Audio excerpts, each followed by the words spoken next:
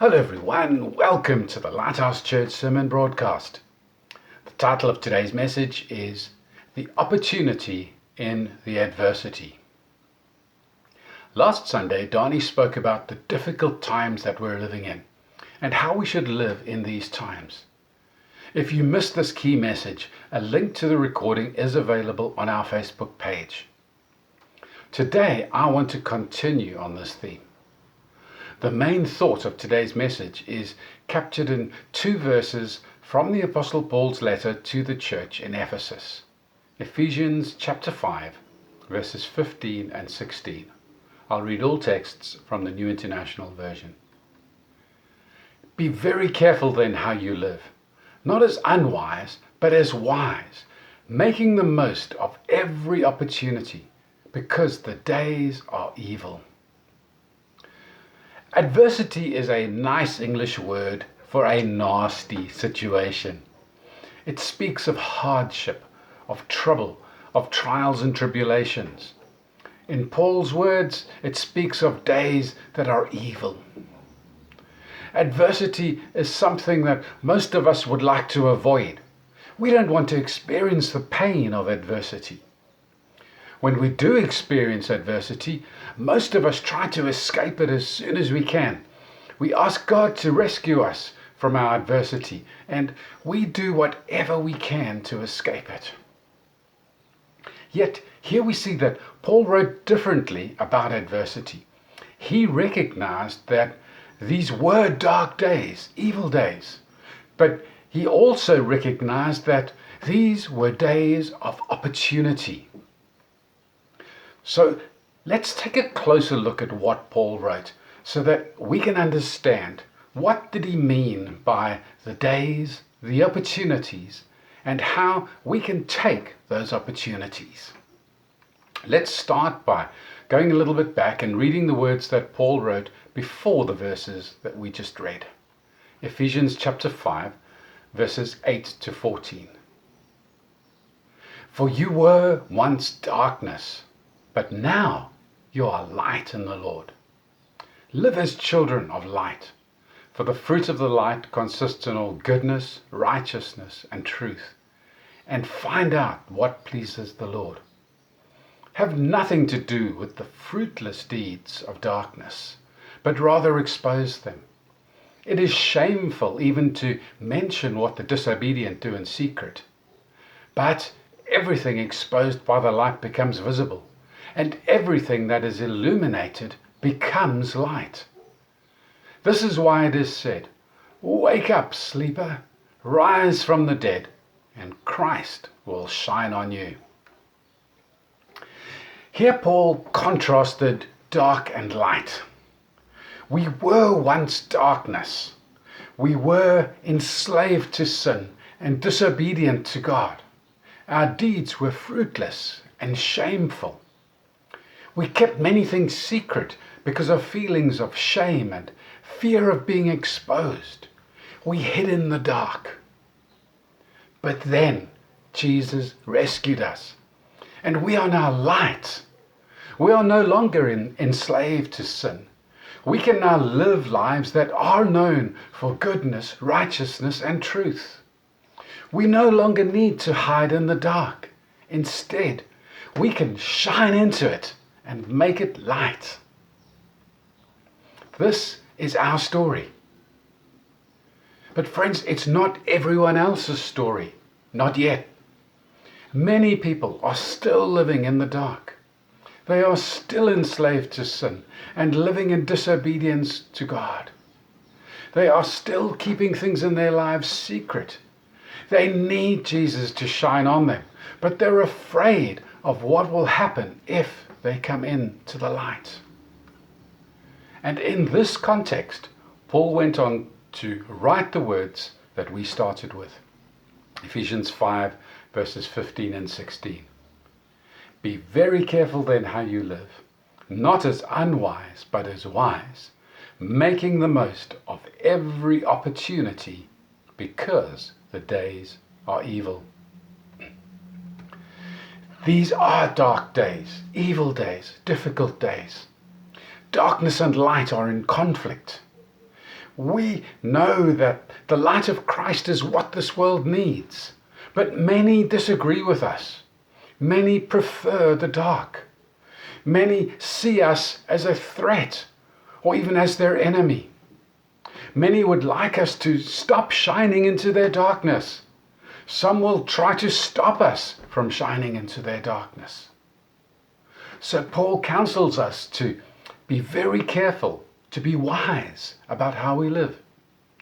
And he urges us to make the most of every opportunity that these difficult times present to us. Now I wonder how you feel about the darkness that surrounds you. Perhaps you feel afraid or intimidated by it. Perhaps you wish you could avoid it and spend all of your time surrounded by people of the light.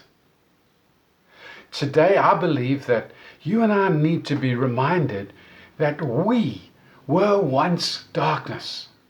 We are only light because Jesus has shone his light on us and rescued us.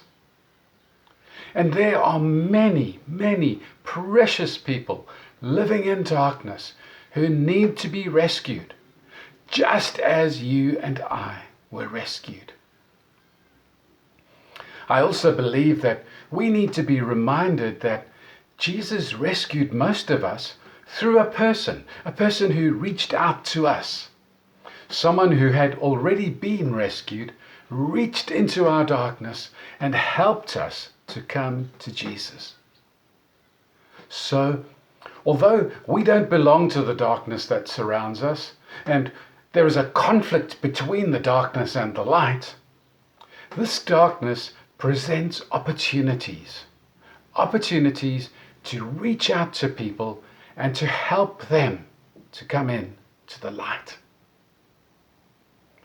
Now, as I was preparing this message, I thought of an illustration.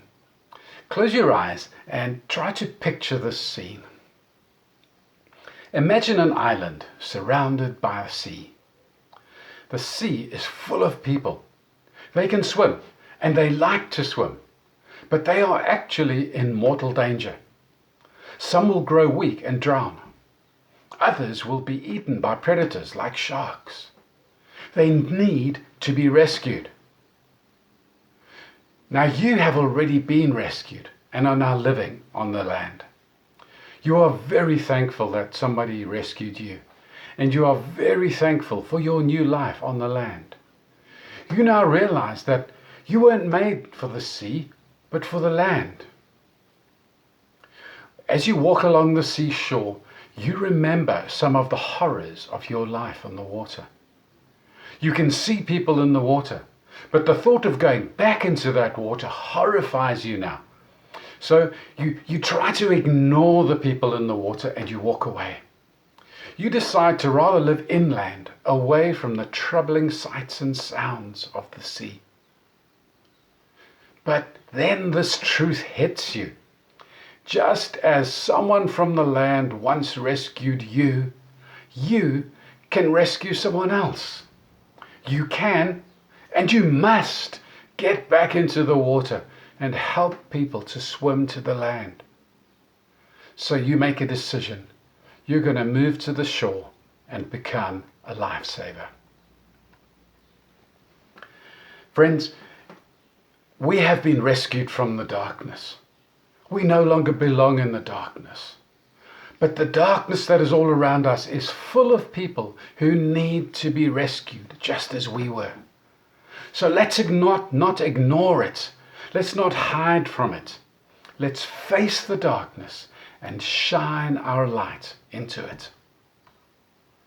Martin Luther King Jr. once said this: "Darkness cannot drive out darkness. Only light can do that." The solution to the darkness is light. As we shine our light into the darkness, we will help others to see the truth and to come to Jesus to be rescued. Paul described it like this in his letter to the Philippian church. Philippians chapter 2, verses 12 to 16. Therefore, my dear friends, as you have always obeyed, not only in my presence, but now much more in my absence, continue to work out your salvation with fear and trembling. For it is God who works in you to will and to act in order to fulfill His good purpose. Do everything without grumbling or arguing, so that you may become blameless and pure, children of God without fault in a warped and crooked generation. Then you will shine among them like stars in the sky, as you hold firmly to the word of life. And then I will be able to boast on the day of Christ that I did not run or labor in vain. You and I are called to live as children of light. And God Himself works in us so that we can do this. As we do this, we shine like stars in the night sky. We don't shine on ourselves or on each other. We shine among them. Look at verse 15. We shine among those who are in the dark. When you look at the night sky from the city, the stars don't look all that bright. In fact, many are hard to see if you can see them at all. But if you go into a rural area where there are no street lights and only a few building lights, the stars are incredibly bright. They're so bright, they can even help you to see where you're going in their light. Now, similarly, when you and I look at each other in church, we may not think that we're very bright. But when we are amongst people who are living in darkness, our little light can be startling. I think we greatly underestimate the light of Christ that is in us. We underestimate the impact that we can have on the people around us who are still living in darkness. And Jesus said these now famous words, Matthew chapter 5, verses 14 to 16. Speaking to His disciples, "You are the light of the world. A town built on a hill cannot be hidden. Neither do people light a lamp and put it under a bowl. Instead, they put it on its stand, and it gives light to everyone in the house. In the same way, let your light shine before others, so that they may see your good deeds and glorify your Father in heaven." Friends, this is the opportunity in the adversity. We are living in dark days, difficult days, stressful days, fearful days, evil days. But these dark days present perfect opportunities for you and I to shine. In fact, the darker the situation, the brighter our light is.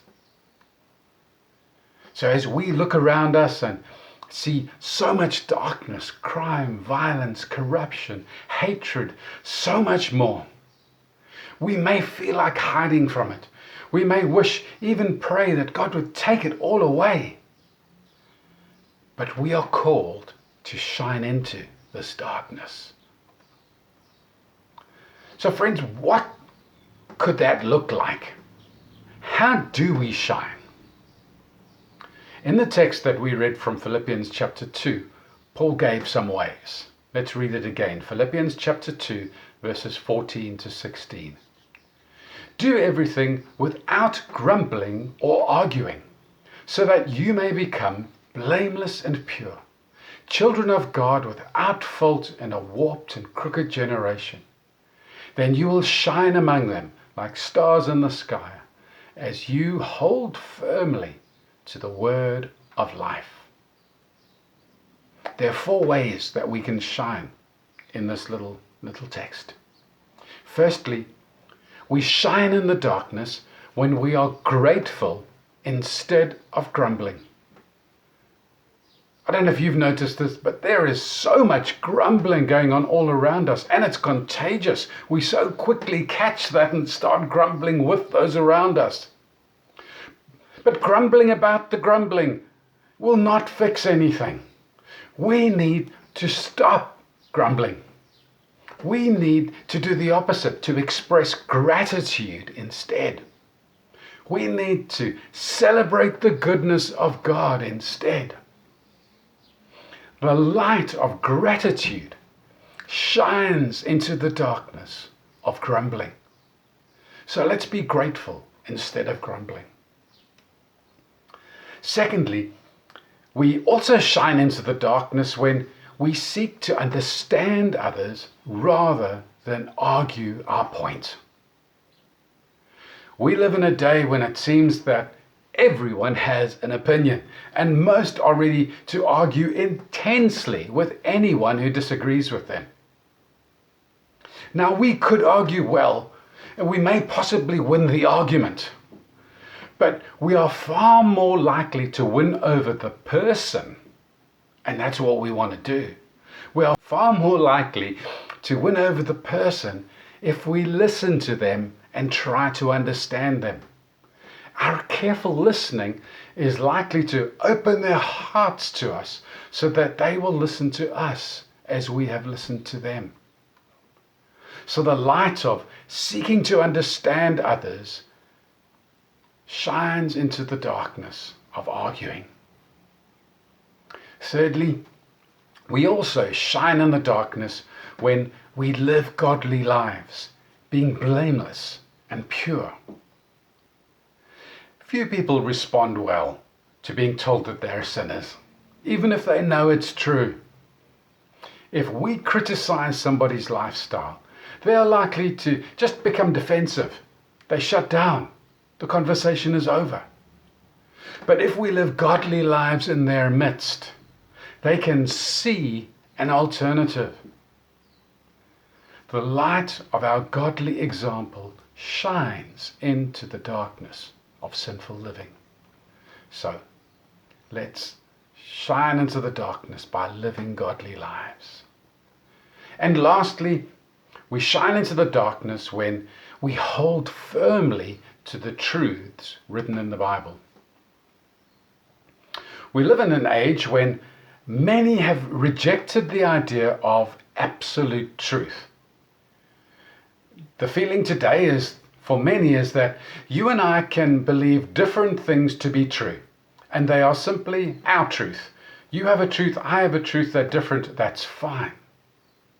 The result of this is confusion and chaos, because we're all demanding the right to believe what we want to believe, and therefore to live however we please. We need to shine the light into this. And the light of God's truth shines into the darkness of the confusion and chaos around us. So let's shine light as we hold firmly to the truths written in the Bible. That's me. Let me summarize as I close. We are living in difficult times, in days of adversity and days of darkness. Yet there are opportunities in the adversity. The darkness around us is an opportunity to shine with the light of Christ.